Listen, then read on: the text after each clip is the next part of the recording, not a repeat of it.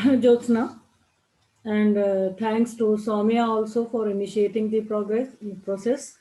And thank you, JP Yadav, for inviting me again and again in your university. I cannot say no to you, and secondly, for academic purpose, I never say no, howsoever fatigued and tired I am. So the topic which you have allotted me, that is the federalism, a comparative study of UK, USA, and India. When we talk about the federation or federalism, so there is no universally agreed definition of a federation.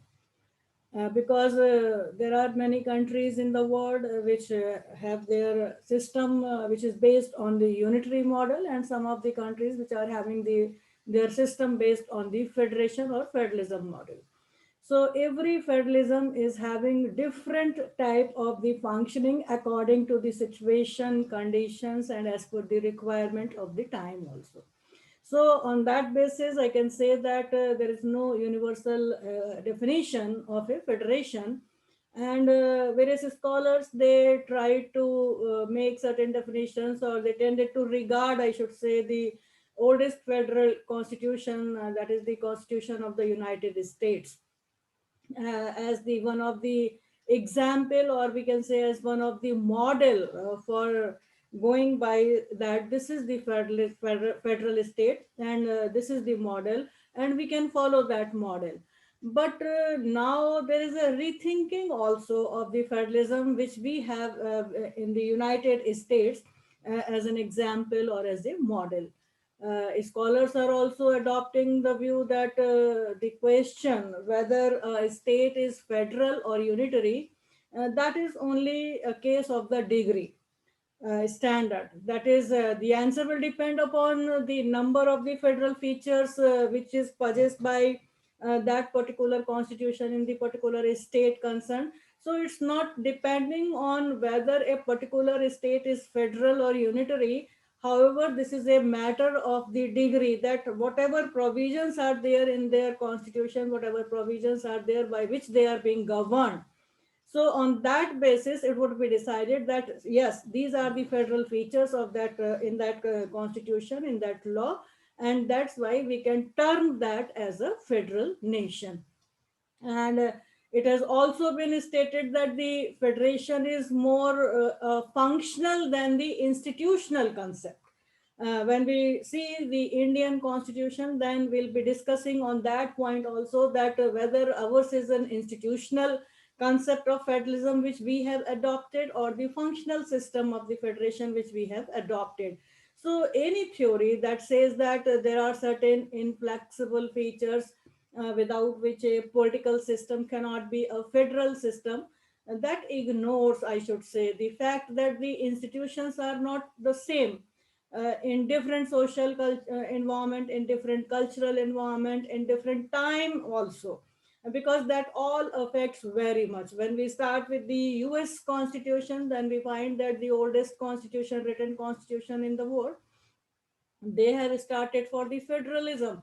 And now what is there, because of the rigidity in the amendment of the US Constitution, we find that now they are moving towards the federalism to something like that, which cannot be said to be rigid federalism in US. And that that goes with the judicial interpretation, that they have brought the constitutional provisions of the US with the demand of the nation, with the demand of the time. And that is why I'm saying that the institutions, they are not are working on the basis of the different social and cultural environment.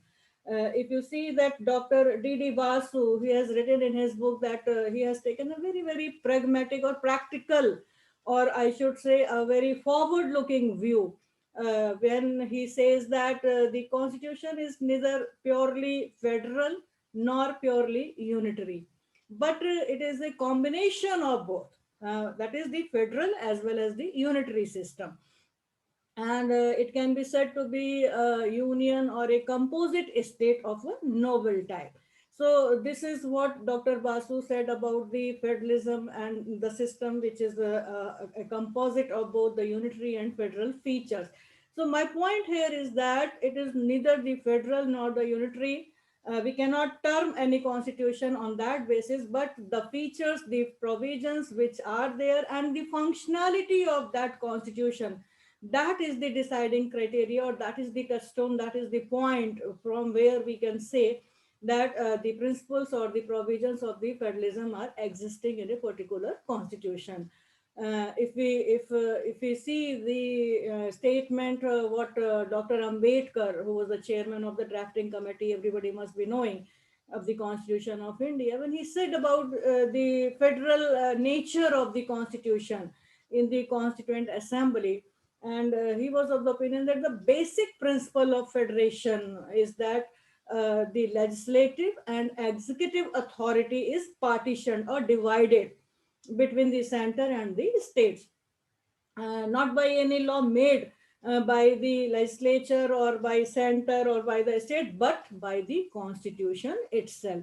So when we see the federalism or the system of the working of the government in UK, then we'll find that the constitution, they don't have the written constitution, and that's why the principle of federalism are also not found in the UK system.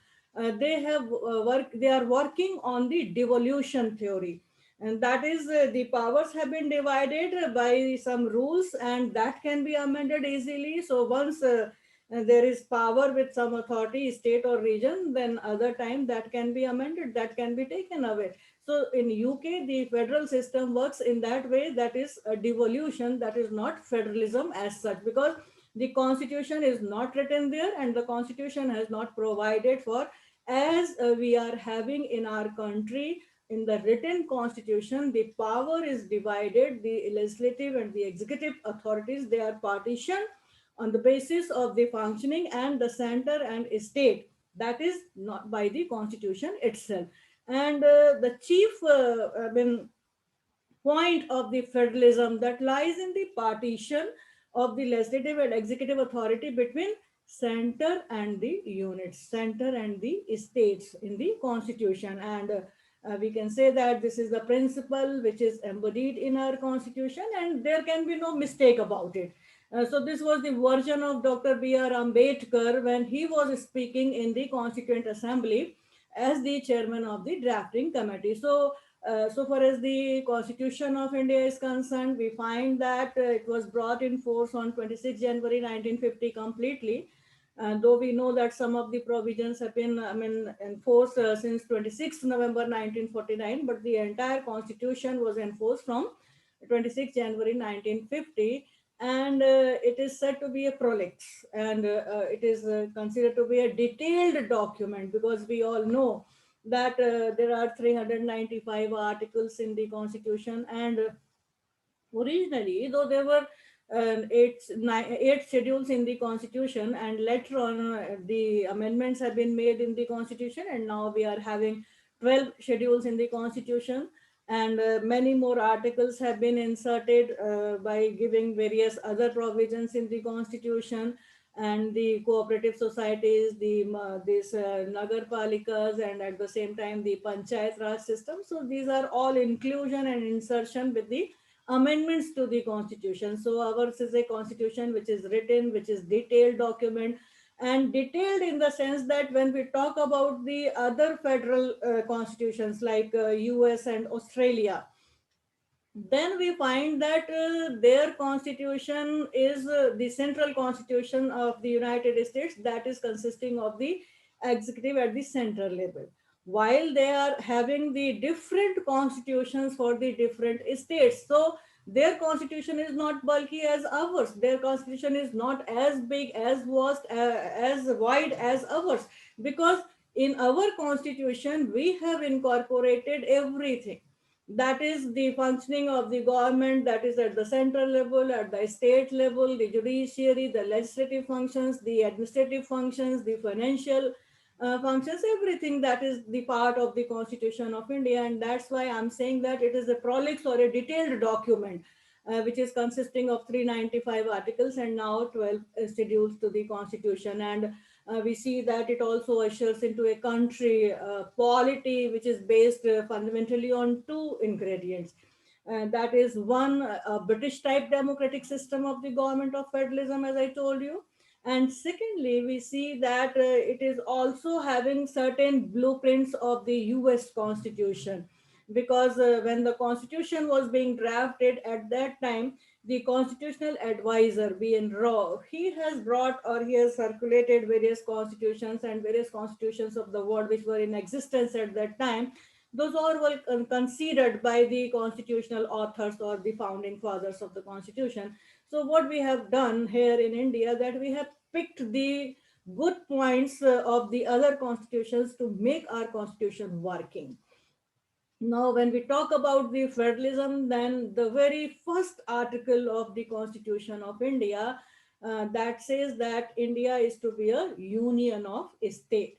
That is, India, that is Bharat, shall be a union of state. So, the very first article of the Constitution has decided the nature of the Indian Constitution. That is, Indian Constitution is a federal constitution, or we have adopted for the federalism.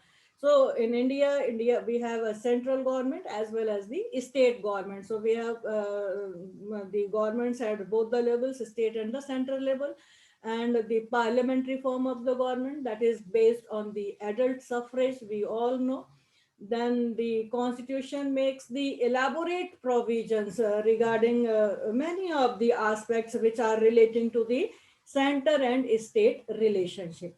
Because when we talk about the federalism, then one of the most important, essential or the ingredient or the provision is that the distribution of the powers, distribution of powers between center and state. So we see that the constitution makers, they have very widely elaborated the provisions which are covering many of the aspects of the center state and the interstate relationship also. Because when the states are autonomous, then in between two states there may be certain problems, and this interstate relationship is also very important, which we have in our Constitution of India.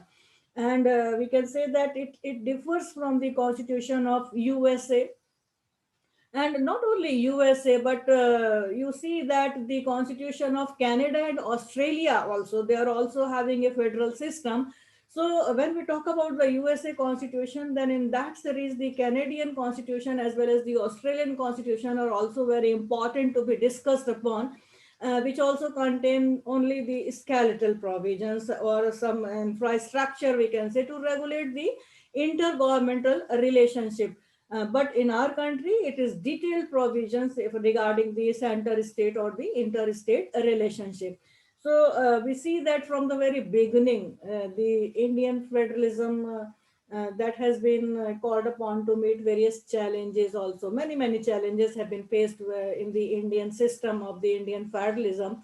And that is to improve the well-being of the people, because India has faced the slavery for over 200 years of the British slavery. So the well-being of the people was one of the issue. Then there was also required certain comprehensive socio-economic planning in all the aspects of the national life, because we all know that ours is a country which is geographically and otherwise also it's plural in nature. And one of the salient feature of the constitution that speaks about the unity, that is plural and unity in diversity, I should say. So that comprehensive demand for the socio-economic planning in all aspects of the national life, like industry, agriculture, because we all know agriculture is the, greatest contributor in the economy of the nation. Land reforms, population, also population control, that was also one of the point when we have drafted our constitution. Then exploitation of the natural resources and the provisions for the social services like education, health, housing, and they were all to be worked upon. So at that time when the constitution was being drafted, the well-being of the people, at the same time the socio-economic planning, These were the main issues, and they have to be incorporated in the Constitution of India. So we had the example of the US Constitution, Canadian, Australian Constitution, and on the other hand, the unwritten Constitution of the UK. And on that basis, we have to draft our own constitution. That was depending on whether we have to go for the federal system of the government or we have to go for the unitary system of the government. And at the same time, you must be remembering that India was also facing some of the complications on the border issues with the neighbors concerned, because India that was divided and partition took place before this independence, that is Pakistan and India. So these were also the issues that where we have to go, what we have to do, what type of the system we have to bring in our constitution. And you know that another point which was also striking the mind of the makers of the constitution, that was the issue of the language. Because you see, since 1956, the reorganization of the states that also took part because of this language. On the linguistic basis, the reorganization of the state was there. So that was also one of the stigma, or we can say strain, which was there striking the minds of the maker of the constitution. And the forces and the compulsions, they can be said to be the great contributors which shaped the Indian federalism. So ours is a federalism which is not entirely a copy of either US Constitution, Canadian Constitution, Australian Constitution, or the working of the devolution system of the United Kingdom. Ours is a very, very specific, spatial, and some of, we can say, a federalism which was the need of the nation, considering its origin, its history, historical problems, its social problems, its economic problems, and considering all these things, we have made our federalism in a differently, in an entirely different manner. And we see that the political scenario was also one of the contributory factor in the making of the Indian federalism, and that has changed the scenario in India very, very significantly. Because we all know that prior to the independence, we were having one political party that was significantly working for, that is the Indian National Congress, and that was a completely dominating party since 1947, you see. And it was controlling all the state governments in various states of the country, and at the same time the center was also controlled, everybody is knowing. And we see that when we talk about the federalism, so when India got independence, the constitution was enforced, though it was having the federal features in the constitution. So it started working, and the working was very smooth. Smooth in the sense that there can be any conflict only with the state and the center when the political party which are the ruling party of the state and the center are of different political functioning from the different political parties. So you see that if the party at the center and the state are the same, then the functioning would be smooth. And it was there since 1947 till 1967. You see that in the state and in the center, this party, single party was ruling in the state as well as at the center. So the smooth working, they have facilitated the working of the federalism in its initial period, we all know. And it has also stabilized the political and the administrative structure of the country, because there was no conflict between the center and the state. If there would be any reason for conflict that was solved by the central government. And that has also we see that reduced and minimized the tension between various governments, as they were owing their allegiance to the same party. So there were no issue of conflict, and that has also helped the resolving many of the questions informally at various party forums, because the party was the same. But this situation has undergone a change after the fourth general election. If you recall the fourth general election, because the first general election was in 1952, and after 5 years there were general elections. So in 1967, this one party, system that has been broken, and one party dominance was not there, which can be seen after 1967, that is the fourth general election. And you see that various political parties have assumed the control of various governments in various states. Some regional parties have also come up, and they were having their own agendas, they were having their own issues regarding the functioning of the governance in that particular state. So this has all changed the very color of the federalism in India. So we see that the first phase of the federalism in our country, that was smoothly working because the party at the center and the state were the same. But when the parties were of different color and nature at the center and the state, that's why the color of the federalism also started changing.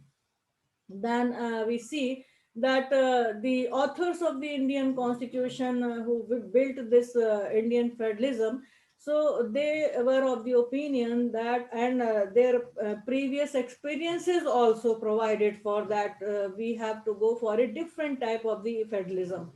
And they wanted that there must be a strong center, because India was invaded by the Britishers, and for more than 200 years we were in the slavery. So it was required that it should not be divided into various units, because we were having the provincial states. So that should not be continued after getting the independence. So we need a strong center.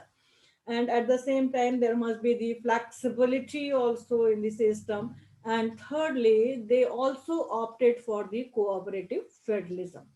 Now, this cooperative federalism is a term which we have taken from the other constitutions also, Canadian Constitution, we can say, because if we go through the system, the federal system of US, then we find that they have started with the competitive federalism, because the states in the United States, they make a federation, and they have been gathered together, united together to make the United States. So these different states, they were in competition to do good things, or the things which were for their citizens, and that's why there was a competition. When we talk about the cooperative federalism, then we find various provisions in our constitution, the Constitution of India. I'll be discussing it later. So these are the provisions which have gone for the cooperation between the center and the state, because there was no competition as such. But very recently, we are again, our governance, they are talking about the competitive federalism. So that is of a different type, but the competitive federalism of the US, that was entirely different because of its origin, because of its composition, rather I should say. So these were the points or the pillars when the constitution was being made, and the strong center was required, the flexibility was required, and the cooperative federalism was required. So these were the 3 points. And these concepts were not new, we can say, and they have come to be accepted, and they were also being translated into practice in various other federations, US, Canada, and Australia. And the framers of the Indian Constitution, they learned very good things from their experiences, the problems which were faced by other countries in the operation of their constitution, and at the same time, not only the problem faced, but what solutions they have provided for that in their countries, that was also very important. And all these approaches for structuring the Indian federalism was very important, that was taken care with.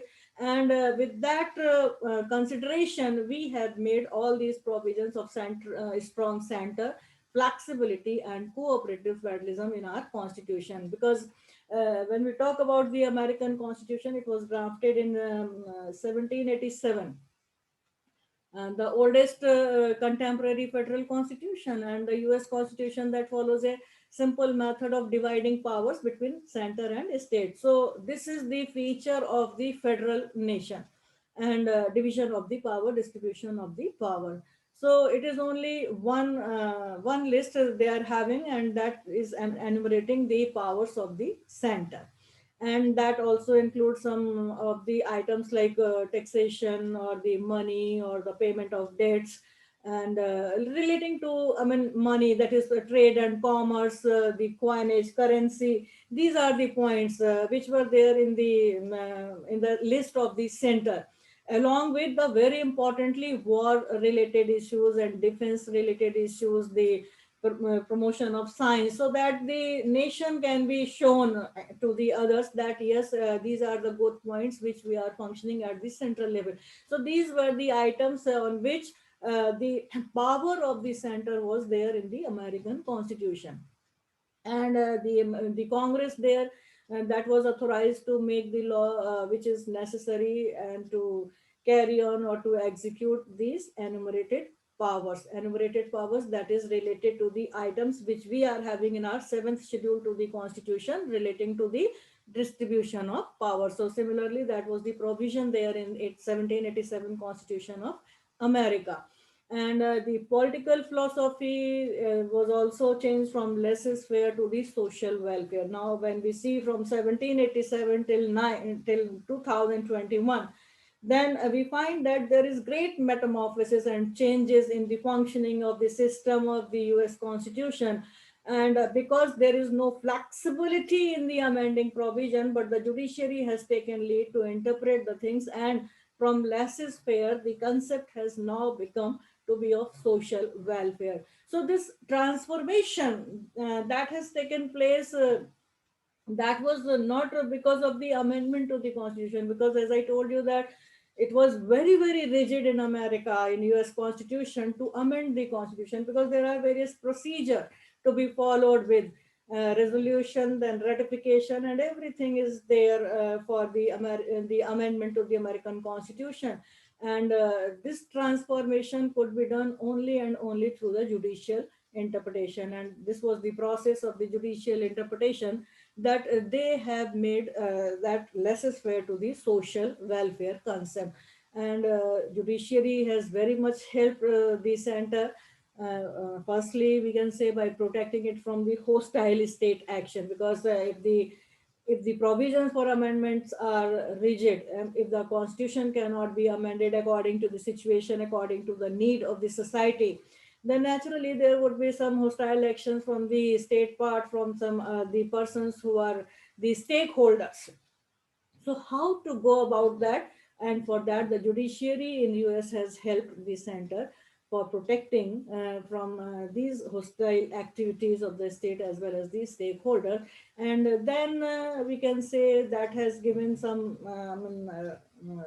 laxity also to interpret broadly those terms which were there in the enumerated powers of the center, because those were the demands of the time, those were the responses has to be given to the stakeholders, and for that the judiciary has interpreted very very broadly.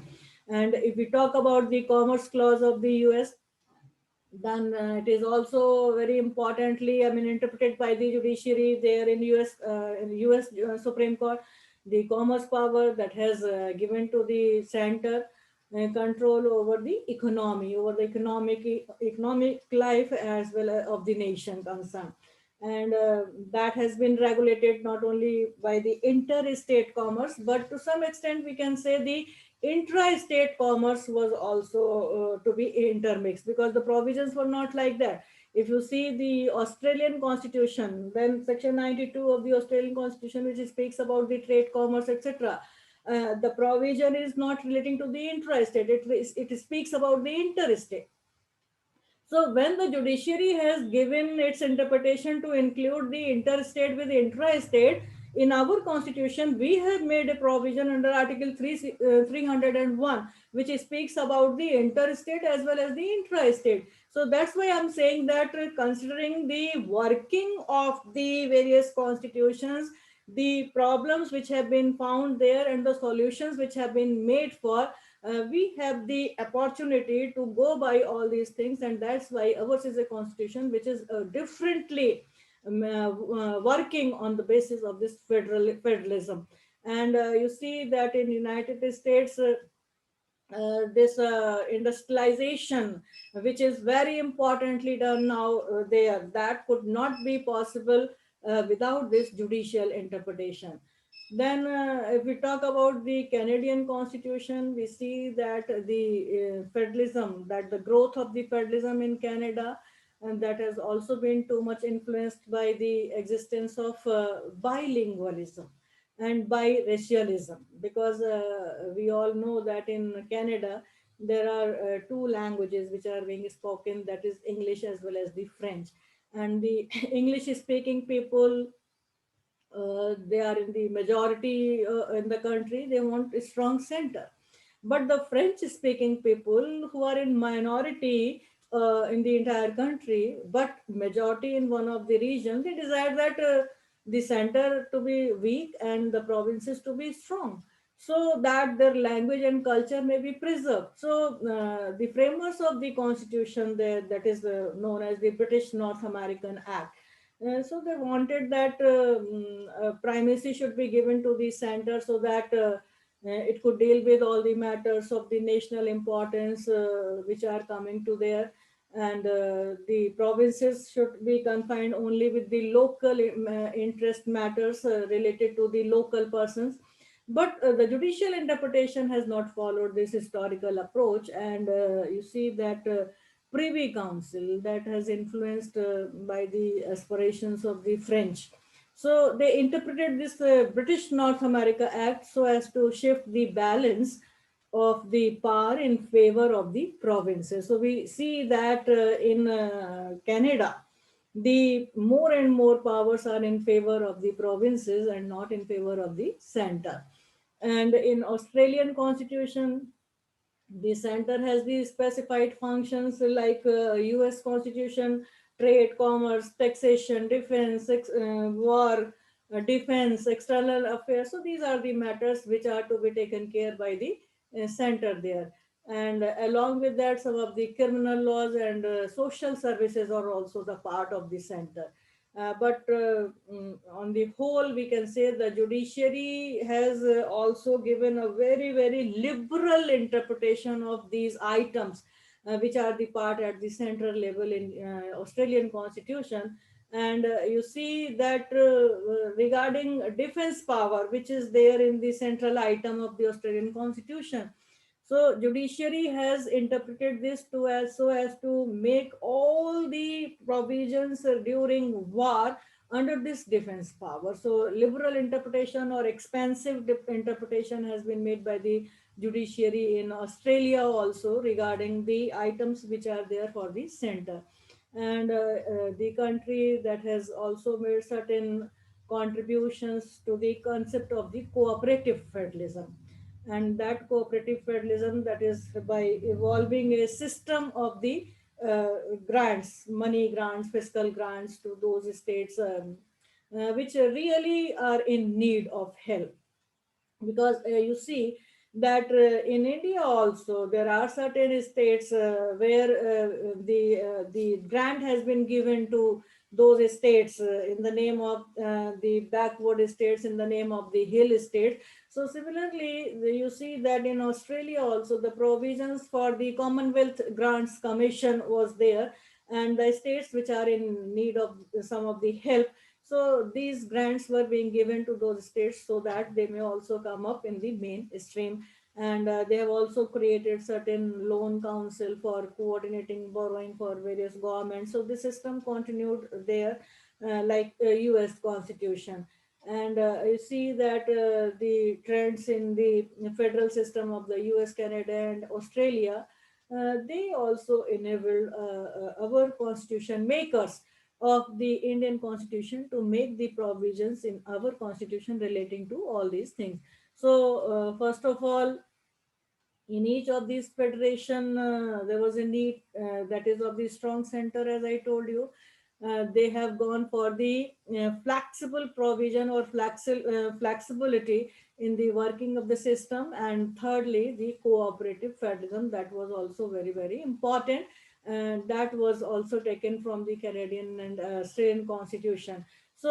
We see that the founding fathers, they have designated or designed this Indian constitution as a federal structure, which is not completely can be said to be working on those rigid principles of the federalism, and neither on the principles of the rigidity of that unitary system. It was somewhere in between, a flexible federation with a strong center and a cooperative federalism. This all was very, very important to see in Indian constitution, that we find all these things, because the conditions, as I told you, it was an underdeveloped country. Still now we are talking about India as a developing nation. The social economic progress was required to be done properly, and all these points were there in the minds of the maker of the constitution. And therefore we see that a central leadership was required, and that's why the constitution has provided for these type of the things, whereby we have got a strong center. A unitary constitution could not have been adopted in our country because of the vastness of the country. As I told you, the geographical conditions of our nation, the variety of the people, the variety of language, the variety of religion, the variety of regional things, the variety of languages. So in everything, India has got variety. So in that diversity, this unity was required, and that's why, considering its geographical conditions, its vastness, the unitary system could not be considered to be successful, and that's why they have gone for a federal structure with a strong center. And the approach of the founding fathers was, thus can be said to be very, very pragmatic, very, very practical, keeping in view of this unity and welfare of the country, which was one of the basic objectives which was required to be promoted. And the extent to the center was facilitated by two factors, the historical as well as the requirement of the political party system. We see that in India, the federal system can be said to be started from the Government of India Act 1935. And though it was not fully, I mean, applicable, it was not fully implemented, but that federalism started from this 1935 in provisions also, provisions only, we can say. And in 1937, when this act was implemented, we have had this federal court also, the provisions regarding emergency, the provisions regarding the bicameral system, the provisions regarding the distribution of the powers, that is the features which are required for the federal system, those were found in this 1935 Government of India Act. And that then we can say that this federalism is the product of the two processes. One, that is disintegration of the British India, and secondly the federal system, which we have seen from the from various, I mean, provinces or units, which we were having more than 480 or 510 provinces which we were having in our country. So how to go about these things, that was required in that matter. So we have gone for, or the constitutional makers, they have gone for this system in our country. Regarding federal system, as I told you, we have made certain provisions which are also known as the cooperative federalism. There were various viewpoints. As I told you initially, that it could not be defined, federalism cannot be defined properly as to what will be constituting in that. It can be explained, but cannot be defined properly. And various times there were issues regarding what is the exact nature of the Indian constitution, because it has been described as the quasi federal system, or it has been described as quasi unitary system, or the federal system with a strong unitary system, or the unitary system with some of the provisions of the federal norms. Various names have been given to the system of governance or the nature of the constitution in India by various authors, even in the judgments by the Supreme Court also. And the fact is that it is difficult to put our constitution in any strict mold of a federal or the unitary type of it, because it is consisting of the features of both unitary as well as the this federal system.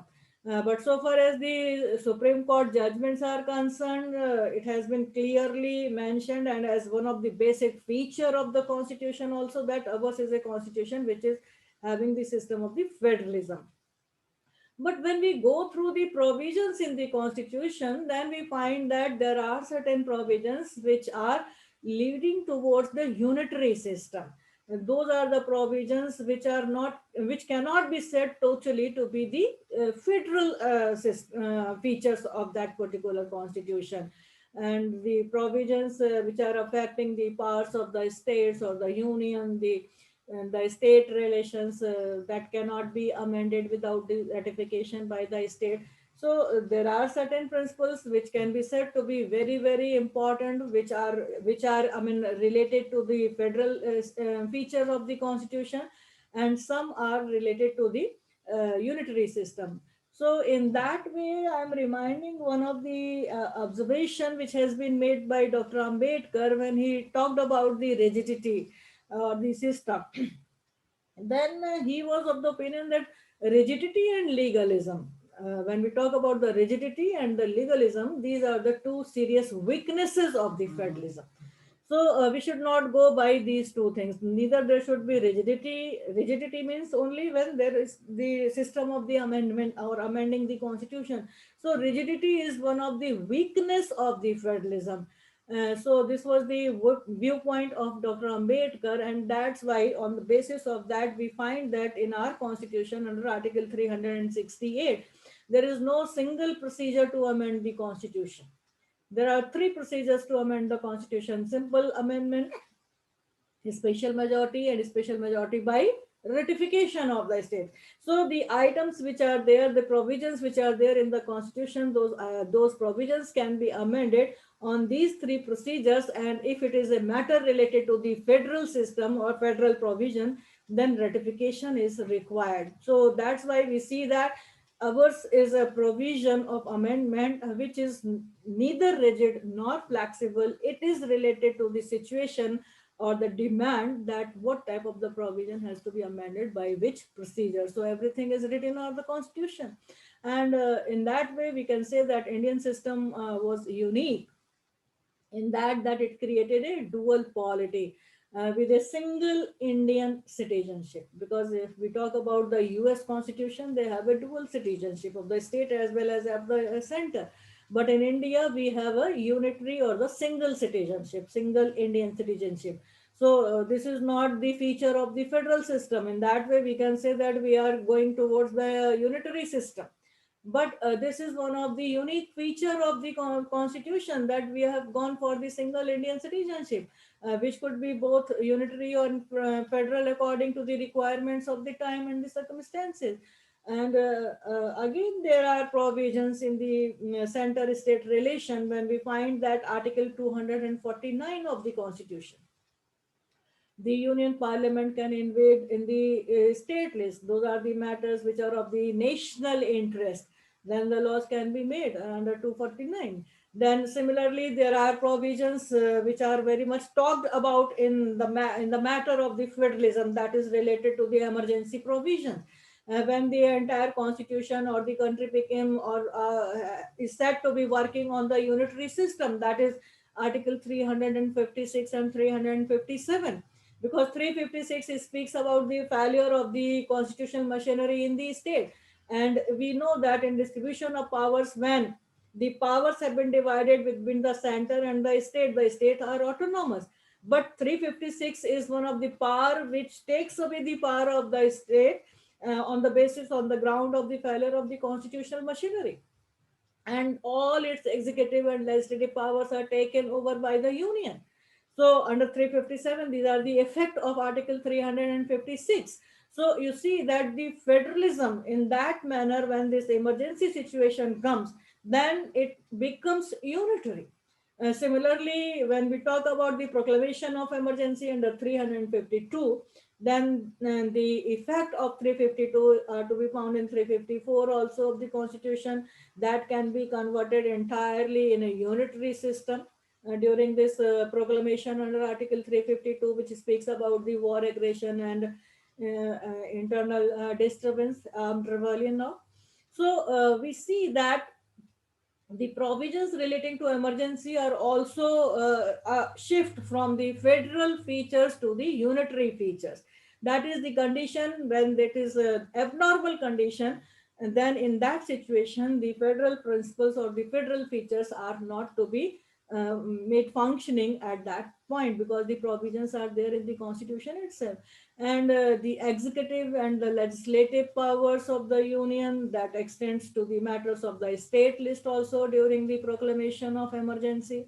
Then article 2, 3 and 4, the initial articles, you see that regarding the formation of the new states, regarding the boundaries of the states, regarding the names of the existing states, regarding the alteration in the boundaries, the bifurcation or the division of the states, everything is there. So that you see that the parliament has the power to make it by ordinary law, by to be passed by the simple majority vote. So that power is there under article 2, 3 and 4 of the constitution. And the reason can be said for this unique unitary and the federal mix provisions in the constitution. Again, that is the historical things which we have faced during the British slavery. And you see that in India, Dr. Ambedkar, when he was drafting the constitution, then he tried to explain the significance of the term union of state also, because as I told you, Article 1 provides for the federalism, and on that basis, the courts are also observing that India is having a basic feature, that is, constitution is having a basic feature, that is federalism. So on that point, there was one, observation of Dr. Ambedkar, who tried to explain the significance of the term of the Union of States. So when we talk about the U.S. Constitution, as I told you, that the federation, they have come together to make the United States, but in India the situation was entirely different. It is Union of States instead of the Federation of the States. When we see that no state can secede from the union, every state has to be the party of that, because the federation is a union. It is indestructible in nature, I should say. So the country, that is our country, that is India, that is an integral whole of its people, and the single people, they are living under the single imperium, they are governed by the single source, that is the constitution. Unlike US constitution, where they are having two different constitution, that is the state as well as of the center. So in our country, the system or the feature of the federalism is entirely working on the basis of our own custom, our own system, our own experiences which we have faced, and all these diversities in the name of the religion, language, caste, culture, region, religion, whatever it is. So all these points were very, very important for making our federalism to work in a way which we decided to work. And on that basis, the legislative relations, the administrative relations, the financial relations, intergovernmental disputes, at the same time intergovernmental immunities. So all these provisions you'll find in the constitution right from article 245 onwards. There are various center state relationship which are the part of the constitutional provisions. There you will find that legislative, administrative, financial relations are all the part of that, which are the features of the federal system.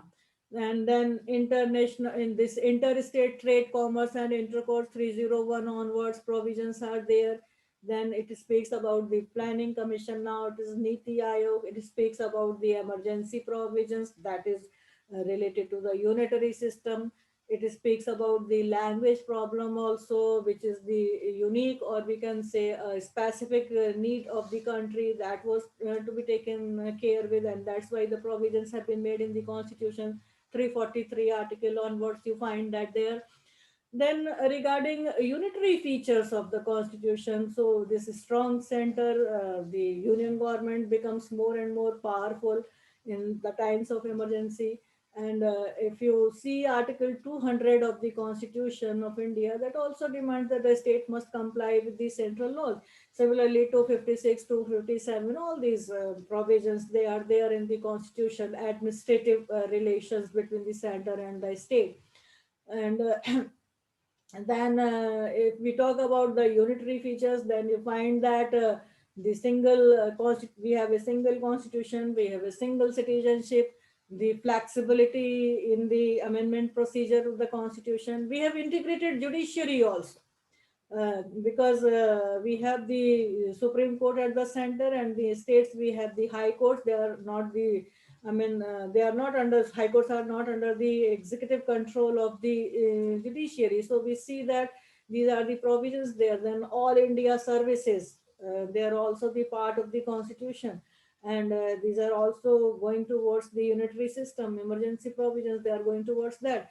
Article 249, Article 250, 252, 253, 352, 353, 354, 356, 357. That is related to the relation between center and state. At the same time, the provisions which are relating to the emergency, those can be said to be very, very important to consider the system of federalism in the Indian constitution. And this is what we have put in our constitution on the basis of the experiences which have been gathered by the founding fathers, on the basis of the problems which were being faced by the established federal countries, and the solutions which they have provided, not by amending the constitution because it was very, very rigid, but by providing solutions from the judicial interpretation. So without giving much power to the judiciary to interpret these principles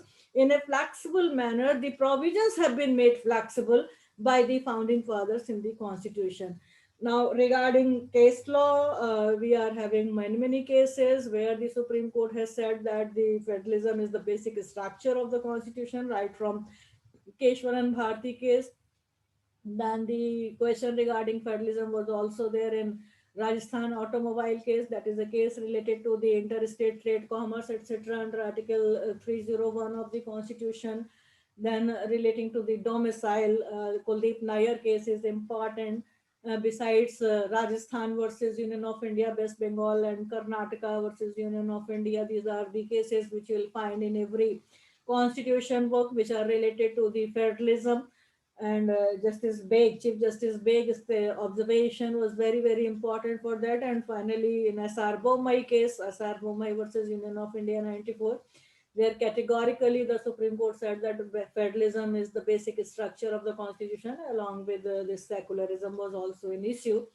And then if you want to see regarding the relationship between center and state, then a very important commission has been appointed, and the report was submitted in 1988. That is RS Sarkaria Commission, that was there.